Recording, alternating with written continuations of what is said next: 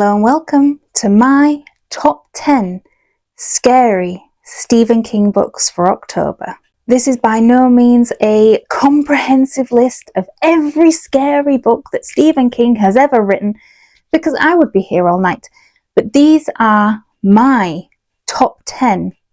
My own opinion, you can differ with them. So, kicking off at number 10 is Rose Madder. Now, I don't hear much about this book, but I loved it.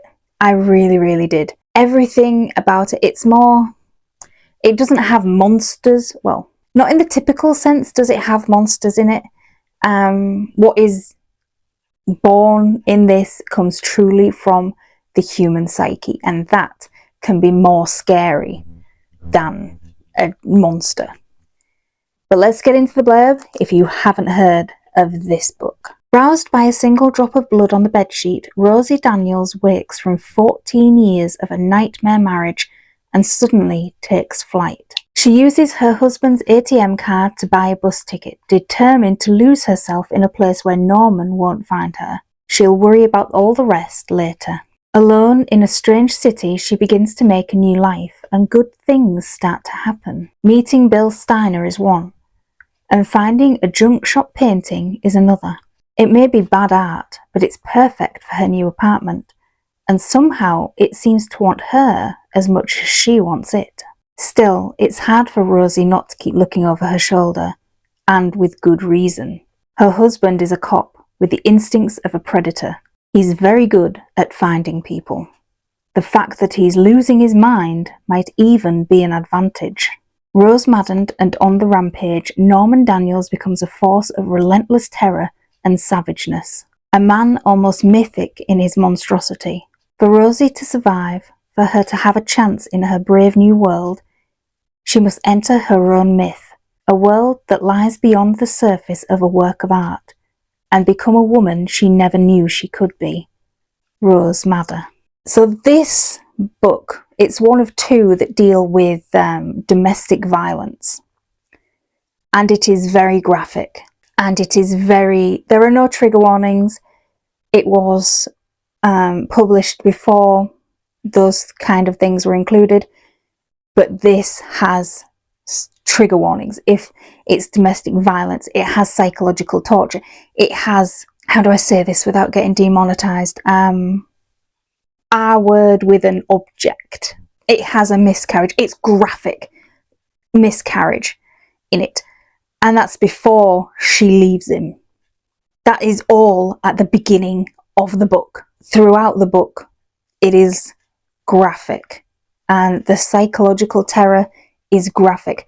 I really, it seems weird to say that I love this book, but I do really love it. I love everything about it. And that is why I have included it on my top 10 scary Stephen King books. In at number 9 is Christine. Now, this is a Plymouth Fury on a rampage. I love this book. I'm going to say that about a lot of them on this list, because the reason they make it into my top 10 scary books is because I love scary books. So I love them all. I love the car. And that sounds a bit weird, but I love the car. So let's get into the blurb, because I don't think I can do it justice. Scene: a middle-class suburb of Pittsburgh. Time: 1978. Cast of characters: Arnie Cunningham, a bookish and bullied high school senior. Dennis Gilder, his friend and sometime protector. Lee Cabot, the new girl in school, won by Arnie, but wanted by Dennis as well. Just another lover's triangle, you say? Not quite. There's a fourth here. The second lady. The dark lady. Cars are girls, Lee Cabot says. And the dark force in Stephen King's new novel is a 1958 Plymouth named Christine. She is no ordinary car. This white over red two-tone survivor of a time when high-test gasoline was priced at $0.25 a gallon and speedometers were calibrated all the way up to 120 miles an hour. A time when rock and roll in all its first crude power ruled America. A time when speed was king. Arnie Cunningham is determined to have Christine at any price. And little by little, Dennis and Lee begin to suspect that the price of his growing obsession may be terrifyingly high, its result blackly evil. As Arnie sets feverishly to work on the seemingly hopeless job of restoring Christine, Christine begins to develop a terrible life of her own. Or is that only imagination? Dennis continues to hope so, and then people begin to die on Libertyville's dark suburban streets and roads. And the time comes when Dennis can no longer deny the horrifying truth. Christine is alive. This has such a cult following. The film is alright. The car is fantastic. The book is marvellous. A must read for Halloween. So in at number 8 is Needful Things. Now this takes place in one of many of the fictional towns, but one of the main ones. So you have Derry and you have Castle Rock. And this was going to be the last story set in Castle Rock, and it was for a decade or two. But we have had some that are back in there. But Needful Things is what I find that King does best. That you get a small town, you get the history, and you get the perspective of lots of different residents in it. Just like with Salem's Lot, you get it with Needful Things. So let's get into the blurb. There was a new shop in town, run by a stranger. Needful Things, the sign said. The oddest name. A name that caused some gossip and speculation among the good folks of Castle Rock, Maine, while they waited for opening day. 11-year-old Brian Rusk was the first customer, and he got just what he wanted. A very rare 1956 Sandy Koufax baseball card. Signed. Cindy Rose Martin was next, a lilac vase. A perfect match for her living room decor. Something for everyone. Something you really had to have. And always at a price you could just about afford. The cash price, that is. Because there was another price.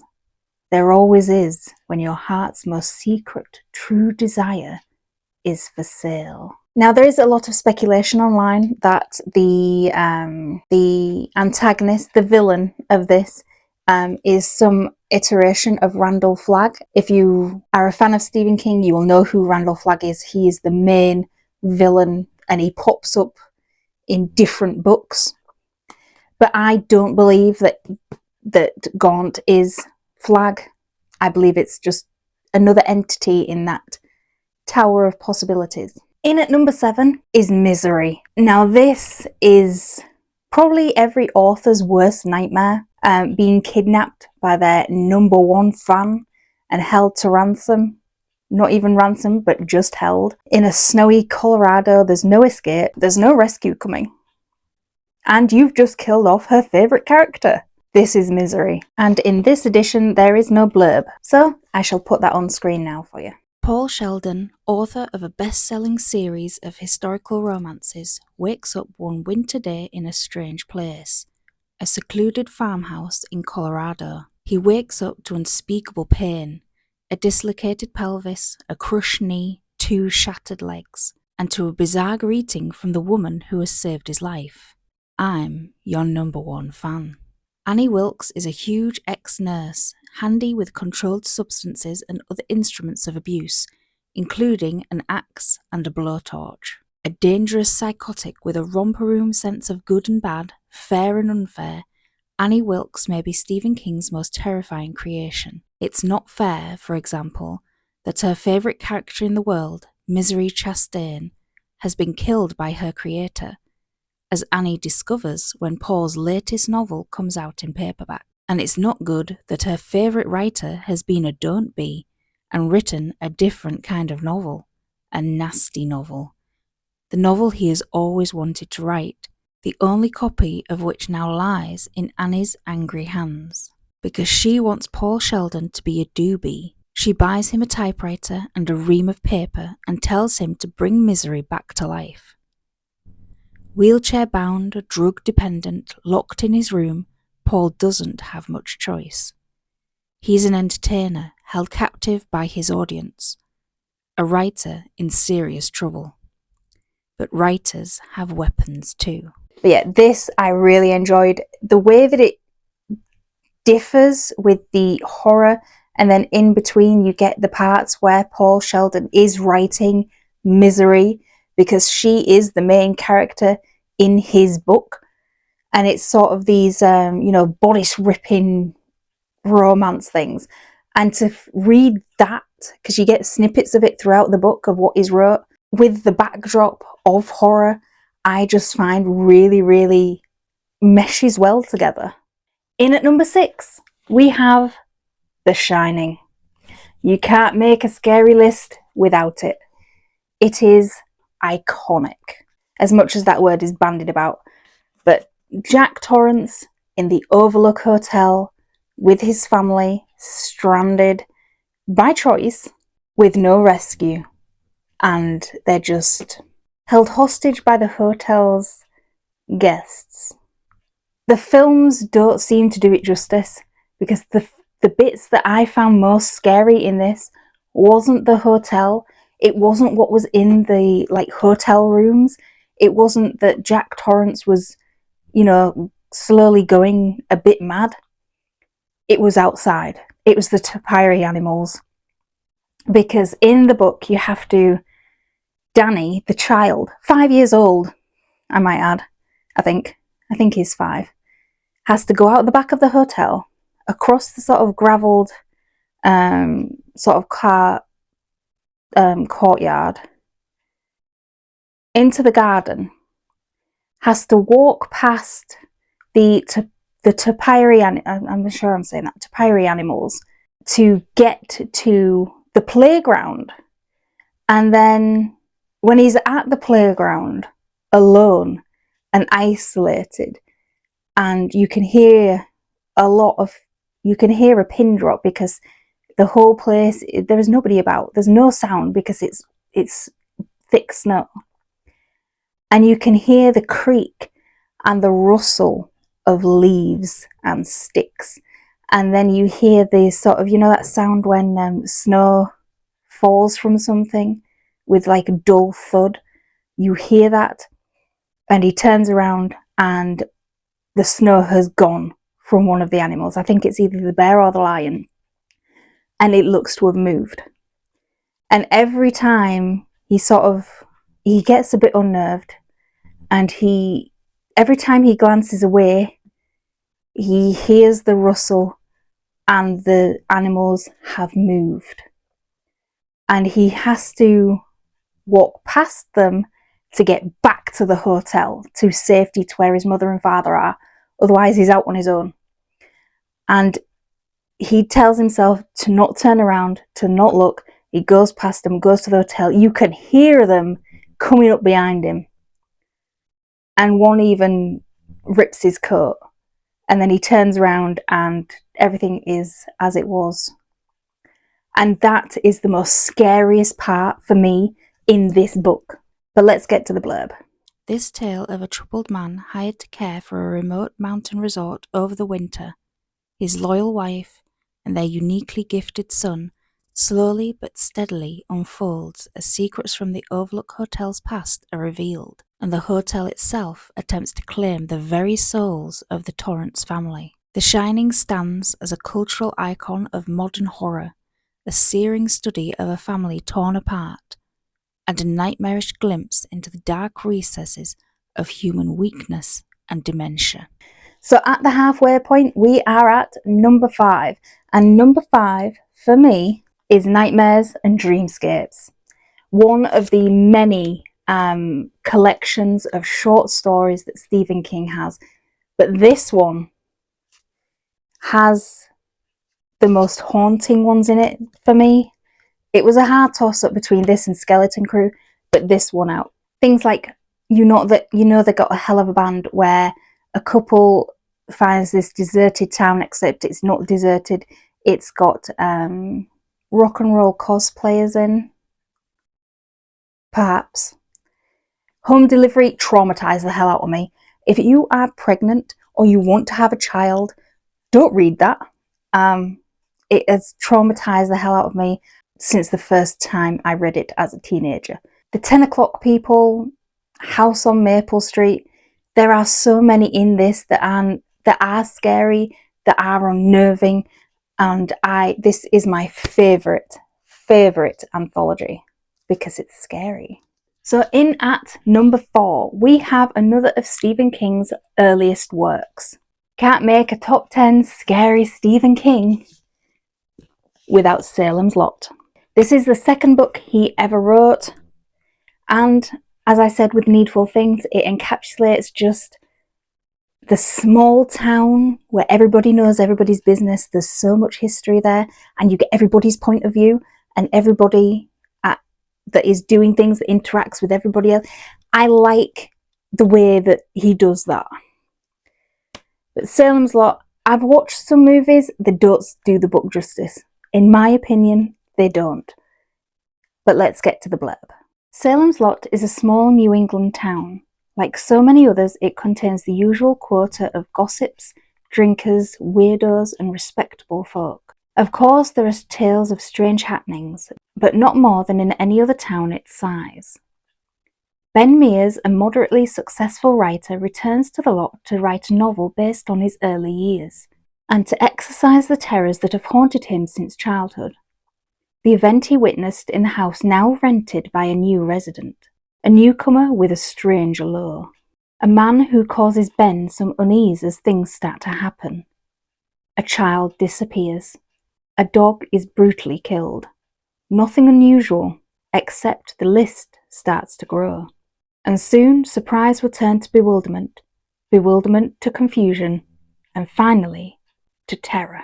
I have read this book so many times I can't even keep count. I love reading. It's not like the thinnest of books, but I just love it so much. So now we are into my top 3 scariest books. So in at number 3 is the book that Stephen King himself has said that for him is the scariest of his collection. The fact that he doesn't remember writing it, and it includes one of the most iconic scenes from a film in any of his backstory. Yes, I am talking about Pet Sematary. Now, I've watched the first film they did of it. It was alright. I've watched the new one. It was awful. Sorry to those that like it, but if you want me to like a film, do not stray from the book. But Pet Sematary is a true horror. And I'll read the blurb for you. The house looked right, felt right to Dr. Lewis Creed. Rambling, old, unsmart and comfortable. A place where the family could settle, the children grow and play and explore. The rolling hills and meadows of Maine seemed a world away from the fume-choked dangers of Chicago. Only the occasional big truck out on the 2-lane highway, grinding up through the gears, hammering down the long gradients, growled out an intrusive note of threat. But behind the house and away from the road, that was safe. Just a carefully clear path up into the woods where generations of local children have processed with the solemn innocence of the young, taking with them their dear departed pets for burial. A sad place, maybe, but safe. Surely a safe place. Not a place to seep into your dreams, to wake you, sweating with fear and foreboding. Yeah, this is dark. It has everything about it. You think it can't get worse, and you're at the beginning of the book. And then you get to the middle and you think it can't get any worse. It truly can't. And then you've still got half the book to go. So yeah, this is a definite read for October. The dark nights, the rain drawing in, it's really, really windy. This is perfect for this month. Now, in at number 2, and I know some of you have been waiting to see if this will make the list, but like my little fella up there, it comes in at number 2. What can I say about this book that people do not already know? Nothing. It is what it is. It is a chunky book. I like Tim Curry in the 80s or 90s miniseries, but the 2 recent movies, absolutely perfect. For me, perfection. And that is hard when you're putting a book to screen, because usually they don't go very well, especially his. They don't transfer very well. I'm talking to you, Dark Tower. But that one, because I think it's because they did it in 2 installments, part 1, part 2, and just Bill Skarsgård, fucking perfect casting. But if you don't know, if you've been living under a rock, this is the blurb. Derry, a small city in Maine, a place as hauntingly familiar as your own hometown. Only in Derry, the haunting is real. In the sewers and storm drains beneath the streets, in the canals and wastelands beyond them, something is lurking. In Stephen King's extraordinary new novel, a group of school friends grow up in 1950s Derry. They call themselves the Losers. Yet as 7 desperate children, they face the unimaginable terror that is it, and in a way, they win, or at least they survive. Now, 25 years later, Derry librarian Mike Hanlon, once one of those children, must hold the rest to a long-forgotten promise. From all across America, and in one case from England, they are summoned to confront again a horror that in their successful careers they had sought to obliterate from memory. And when that fateful call comes, to Bill Denborough, writer, to Stanley Uris, accountant, to Richie Records Tozier, disc jockey, to Beverly Rogan, dress designer, to Ben Hanscom, architect, and to Eddie Kasprak, celebrity limousine driver, when the memories of those childhood days are reawakened, when the present begins to rhyme inexorably with the past, the Losers are reunited and nothing can stop their lives from running towards a truly terrifying climax. It is a novel of extraordinary power and effect, a novel of childhood and innocence, of growing up and coming to terms with life, and of a seeping, gurgling, grasping fear. A fear conveyed so chillingly and compellingly that this, Stephen King's biggest and most ambitious book to date, must also be regarded as his most memorable. I love this book, and people scream about a certain scene in it right near the end, and they scream and scream and scream about it and saying, oh my god, it's awful. If you read it with the context of the book and what the mentality is all the way through, you will see why that scene is in there. So just don't come at me with ignorance. It annoys me somewhat fierce. But yeah, this is my top 2 Stephen King scary book. So now we are on to number 1. What is my scariest Stephen King book? And if you have been watching my videos for a while, I have mentioned this book on and off in different wrap-ups, because to date, it is the only book that has ever truly scared me. And I don't mean sort of like, oh my god, it's so scary. I mean, I started this and I was on holiday when I was a teenager, and I started it at like tea time. And when it came for me to go to bed, to turn the light off and go to sleep, I couldn't go to sleep because I had to finish it. I was scared to go to sleep. And that is Bag of Bones. Now this gets quite a bad rap, and many Stephen King fans will be surprised that it's even on this list. Never mind my number 1. But it is. So let's get into the blurb. Derry, Maine. We're back there again. Mike Noonan's wife dies unexpectedly. After this tragic loss, the best-selling writer suffers acute writer's block, unable even to face the blank screen of the word processor without being shaken by nausea and panic. Then the nightmares and the voices start. Nightmares of Sarah Laughs, their beautiful lakeside retreat. Still, Mike is drawn inexorably to their once happy home, drawn to his old typewriter and the urge to write again. But the once familiar western Maine town has changed. It's now in the tyrannical grip of millionaire Max Devois and his terrifyingly skeletal bookkeeper. Devois is determined to obtain custody of 3-year-old Kyra, his deceased son's child, and is twisting the community to his purpose. When the girl and her young mother turn to Mike for help, he finds himself powerless to resist them. But there are other more sinister forces at Sarah Laughs, determined to stand in their way.